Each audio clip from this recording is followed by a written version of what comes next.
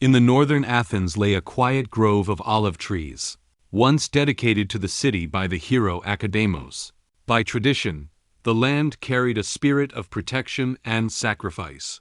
In 387 BC, Plato founded the first philosophical school here. It was no palace or shrine, but it became a beacon of civilization because it nurtured reason.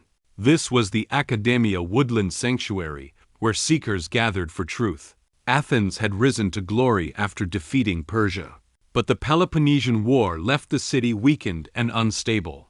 Plato, once a follower of Socrates, was shaken when his teacher was condemned to death for corrupting the youth. He saw how easily a city could abandon wisdom, and realized philosophy needed a more permanent home. Thus he turned from the city square to the olive grove, envisioning a community devoted not to power but to inquiry. The academy was no marble temple, but an open garden shaded paths, stone benches, perhaps a modest hall and altar. By the Kephisos River, students gathered in debate or contemplation as sunlight filtered through the trees. Its essence was openness, a sanctuary of the mind. Plato's teaching was dialogue, not lecture. Ideas took shape in questions and counter-questions. He believed truth lay in the world of forms, with mathematics and music as steps leading the soul upward. Legend says the entrance bore the words, "Let no one ignorant of geometry enter."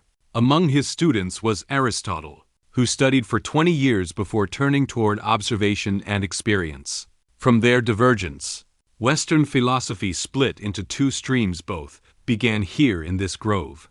The academy outlived Plato, expanding into metaphysics, ethics, and astronomy under his successors. For centuries it endured, until in 529 AD, the Byzantine Emperor Justinian ordered all pagan schools closed. After nearly a millennium, the voices of debate ceased, and the grove fell silent. Yet ideas never die. 1,000 years later, during the Renaissance, the academy returned, not as a school, but as a painting. Raphael, commissioned by Pope Julius II, created the School of Athens. In this vast fresco, Plato and Aristotle walk side by side, Plato pointing upward to the eternal, Aristotle gesturing outward to the world of experience. Around them gather the wise of antiquity, Socrates in debate, Pythagoras at his numbers, Euclid with his compass, Ptolemy with his globe. Raphael summoned them all into one luminous space, across time, for a feast of wisdom. This was not the real academy, but its ideal, a vision of the human spirit. Through sweeping arches and soaring domes, Raphael gave Greek thought an eternal stage. Just as Plato once gathered students in the olive grove, Raphael gathered them again on canvas. The School of Athens is more than a painting.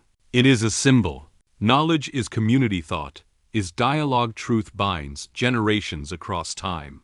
A grove once fell silent, but in another form it rose again, transformed into an eternal painting.